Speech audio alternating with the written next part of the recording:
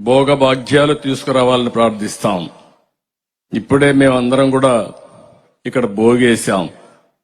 అన్ని ఒకటి రెండు కాదు, పాత వస్తువులను భోగి రోజున మంటలేస్తా. చిన్నప్పుడు కూడా చూసేవాడిని నేను.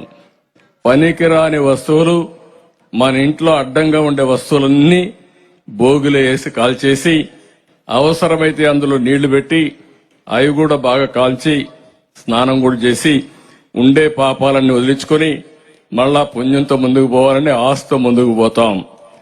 అందుకే ఈరోజు మీరు చూస్తే ఇక్కడ ప్రభుత్వ అసమర్థ విధ్వంస విధానాల వల్ల ప్రజల జీవితాలు వెనక్కిపోయినాయి. చీకటి జీవోలు, ప్రభుత్వ వ్యతిరేక విధానాలతో మీరంతా కూడా సర్వనాశనం అయిపోయాం.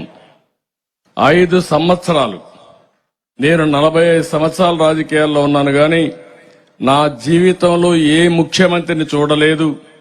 ఇది ఒక విధంగా చెప్పాలంటే చీకటి రోజులు. 5 సంవత్సరాలు ఈ అమరావతి దానికి ఒక ఉదాహరణ. మీరు బండి ఇబ్బందులు చూస్తే మాట్లాడతాను. మీరు బండి ఇబ్బందులైతే పగవాడికి కూడా రాకూడదు, అన్ని ఇబ్బందులు పడ్డారు. అడుగడుగునా అవమానం. రాష్ట్రానికి అండగా ఉంటామని 35,000 ఎకరాలు భూమి మీరు రాజధానికి ఇచ్చారు. నేను కూడా మీకోసం ఒకటి ఆలోచించాను.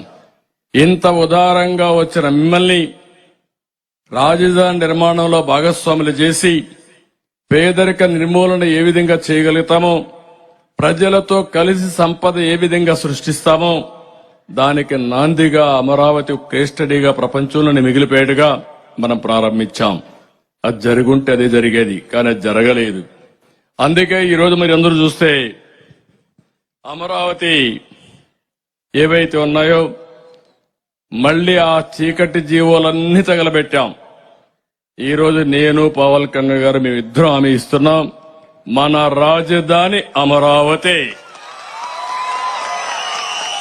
ఇది ఆంధ్రప్రదేశ్ కి